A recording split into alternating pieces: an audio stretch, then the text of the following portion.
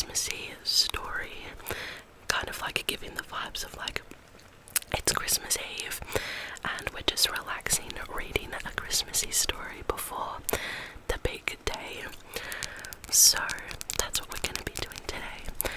Just a quick disclaimer, I do have my fan on the lowest setting just because it is Australia, it is summer, it is so hot in my room and I didn't want to like die of heat stroke, so there is a little bit of white noise in the background. I hope you don't mind, but without further ado, go ahead and sit back, relax, and I hope that you all enjoy. We'll start out with some tapping.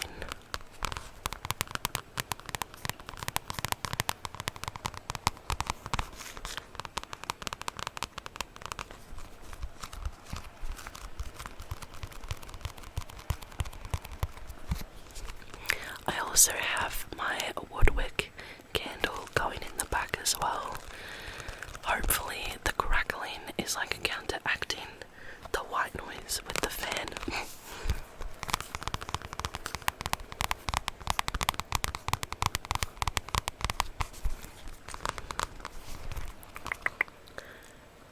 How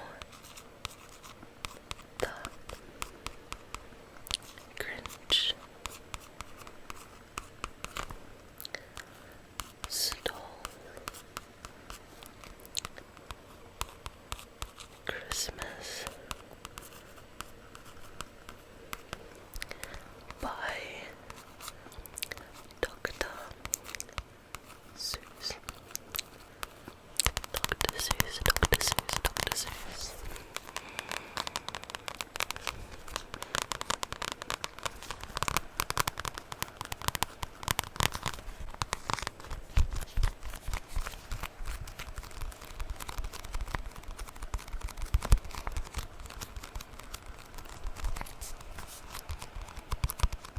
The back says, when the grumpy Grinch tries to steal Christmas from the citizens of Whoville, he soon realizes there's more of it than presents and tinsel.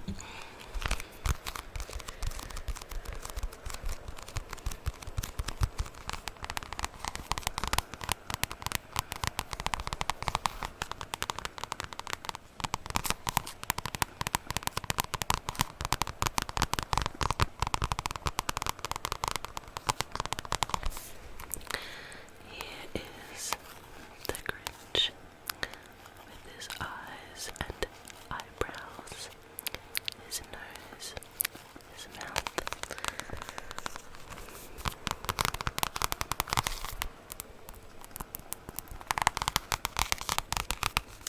I just borrowed this from the library rather than buying it, just because I'm pretty sure I'm just going to read it this one time.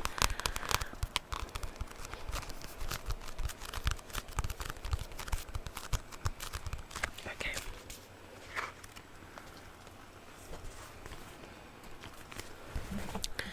How the Grinch Stole Christmas by Dr. Seuss.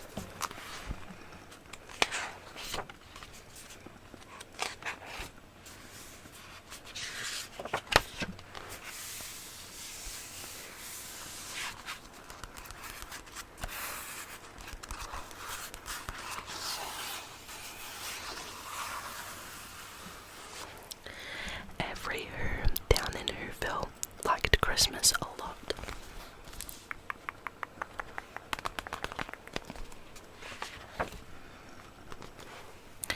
But the Grinch, who lived just north of Whoville, did not. The Grinch hated Christmas the whole Christmas season. Now, people don't ask why.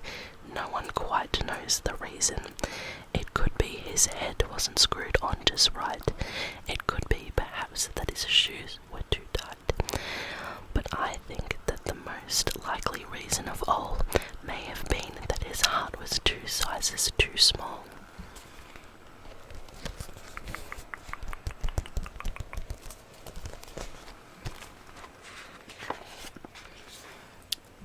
But whatever the reason, his heart or his shoes, he stood there on Christmas Eve, hating the Who's, staring down from his cave with a sour, grinchy frown at the warm lighted windows below in their town. For he knew every Who down in Whoville beneath was busy now hanging a mistletoe wreath. And they're hanging their stockings, he snarled with a sneer. Tomorrow is Christmas, it's practically here. Then he growled with his Grinch fingers nervously drumming. I must find some way to stop Christmas from coming, for tomorrow, he knew.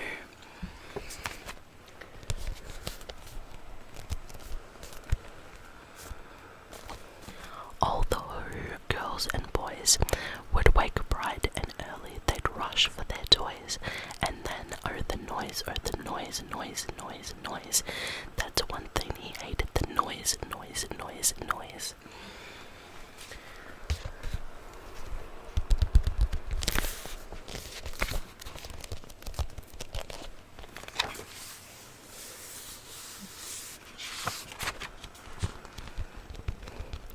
Then the Who's, young and old, would sit down to a feast, and they'd feast, and they'd feast, and they'd feast. They would feast on Who pudding and rare Who roast beef, which was something the Grinch couldn't stand in the least.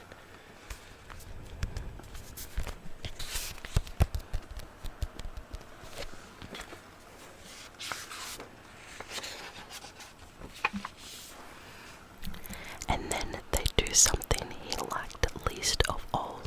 Every Who down in Whoville, the tall and the small, would stand close together with Christmas bells ringing. They'd stand hand in hand, and the Who's would start singing. They'd sing and they'd sing and they'd sing.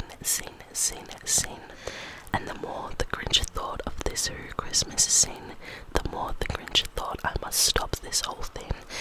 Why, for 53 years I've put up with this now. I must stop this Christmas from coming. But how?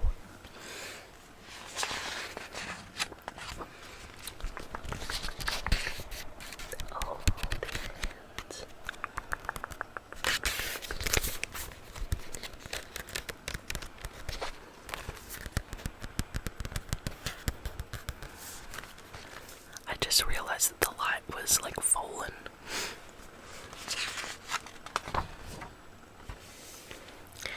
And then he got an idea, an awful idea. The Grinch got a wonderful, awful idea.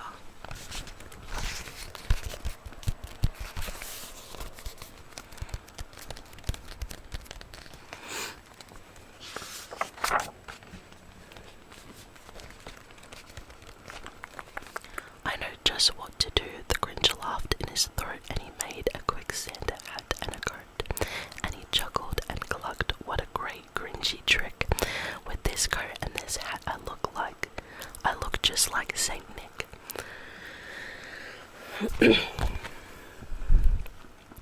All I need is a reindeer. The Grinch looked around, but since reindeer are scarce, there was none to be found. Did that stop the old Grinch? No, the Grinch simply said, if I can't find a reindeer, I'll make one instead.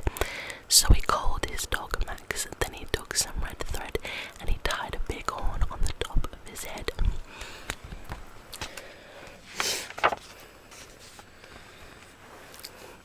Then he loaded some bags and some empty sacks on a ramsack sleigh, and he hitched up old Max. Then the Grinch said, "Get up," and the sleigh started down towards the homes where the Who's lay a snooze in their town.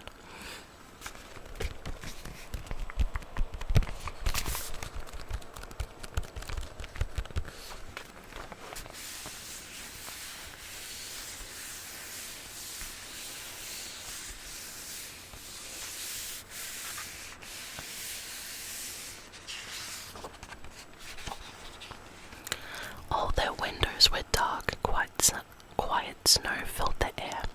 All the Who's were all dreaming sweet dreams without care.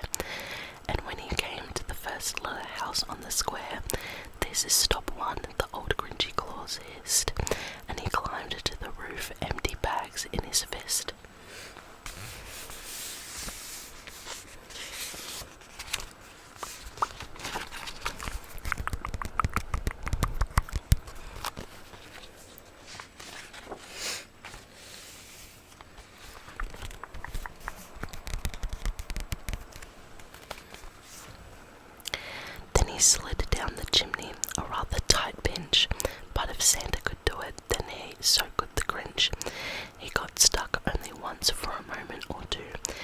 he stuck his head out of the fireplace flue, with the little Who stockings all hung in a row. These stockings, he grinned, are the first things to go.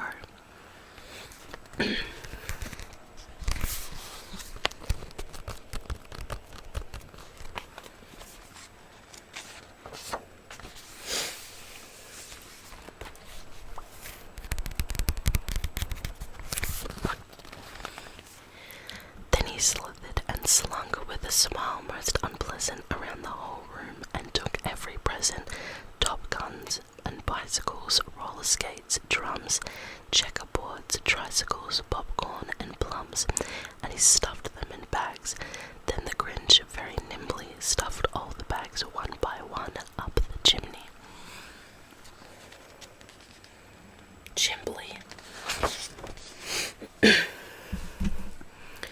Then he slunk to the icebox and he took the Who's feast. He took the Who pudding. He took the roast beast. He cleaned out that icebox as quick as a flash. Why, that Grinch even took their last can of Who hash.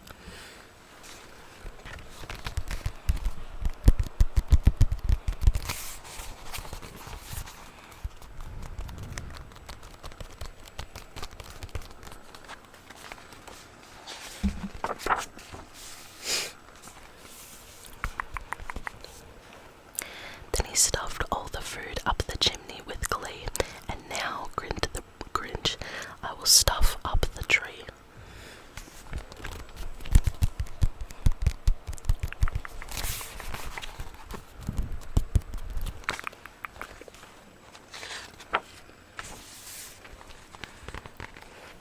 And the Grinch grabbed the tree and he started to shove, when he heard a small sound like a coo of a dove. He turned around fast and he saw a small Who, little Cindy Lou who was not more than 2. The Grinch had been caught by this tiny Who daughter, who'd got out of bed for a cup of cold water. She stared at the Grinch and said, "Santa Claus, why are you taking our Christmas tree? Why?"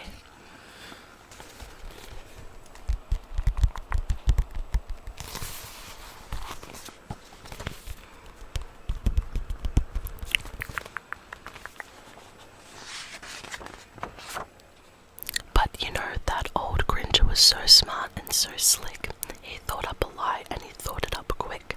"Why, my sweet little Dot," the fake Santa Claus lied, "there's a lie on this tree that won't lie on one side. So I'm taking it home to my workshop, my dear. I'll fix it up there, then I'll bring it back here." And his fib fooled the child. Then he patted her head and he got her a drink and he sent her to bed.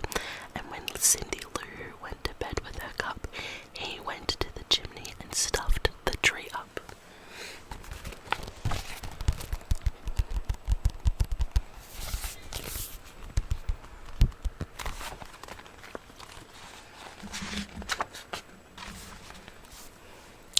Then the last thing he took was a log for their fire.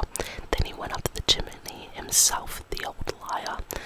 On their walls he left nothing but hooks and some wire. And the one speck of food that he left in the house was a crumb that was even too small for a mouse.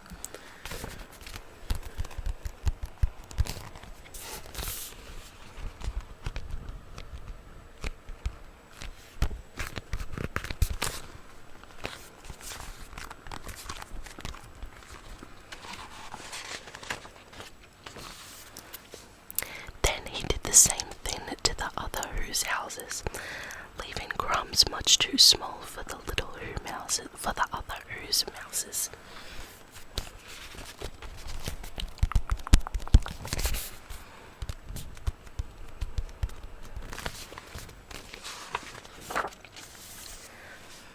It was dawn, all the Who's still abed, all the Who's still a snooze, when he packed up his sled. He packed it up with their presents, the ribbons, the wrappings, the tags, and the tinsel, and the trimmings, and the trappings.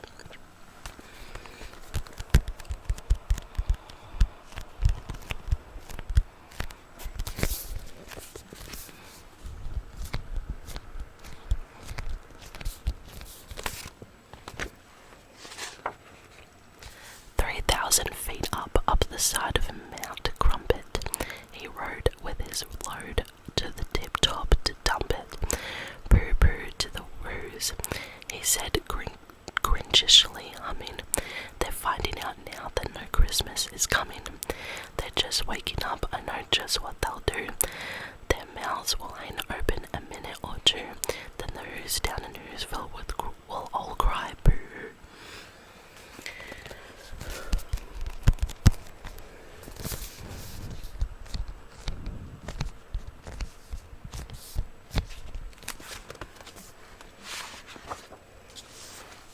That's a noise, grinned the Grinch, that I simply must hear.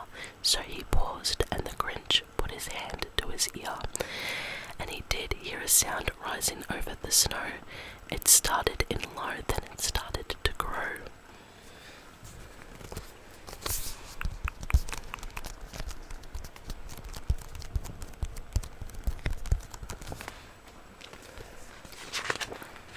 But the sound wasn't sad. Why, this sound sounded merry. It couldn't be so, but it was merry, very. He stared down at Whoville. The Grinch popped his eyes, then he shook. What he saw was a shocking surprise.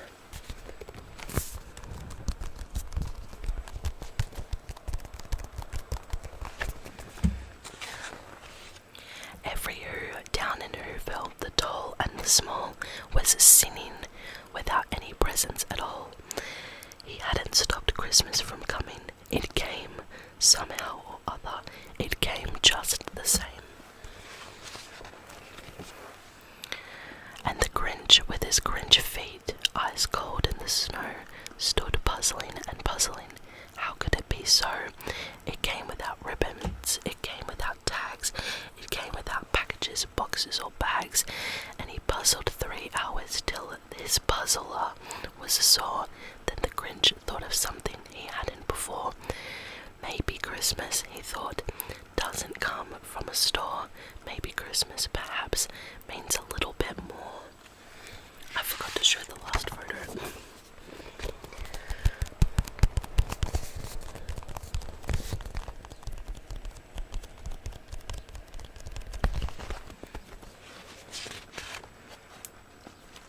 This is that one.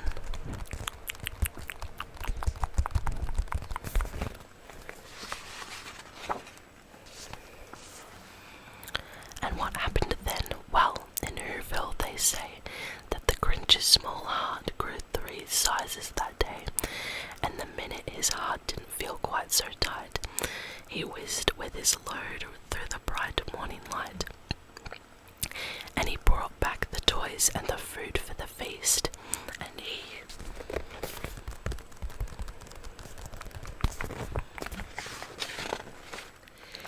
himself, the Grinch, carved the roast beast.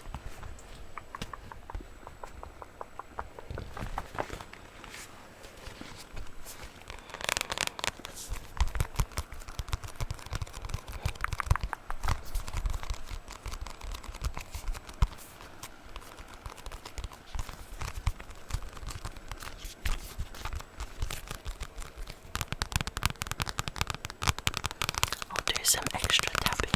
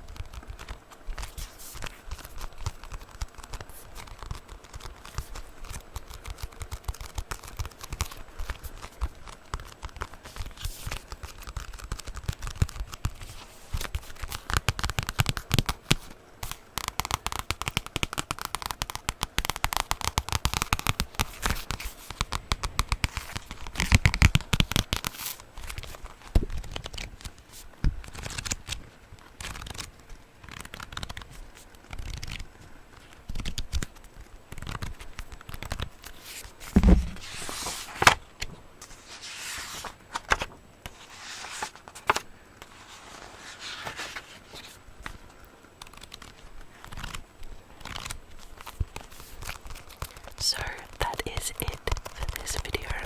Thank you all so much for watching. I hope you liked it. Please give it a big thumbs up and subscribe.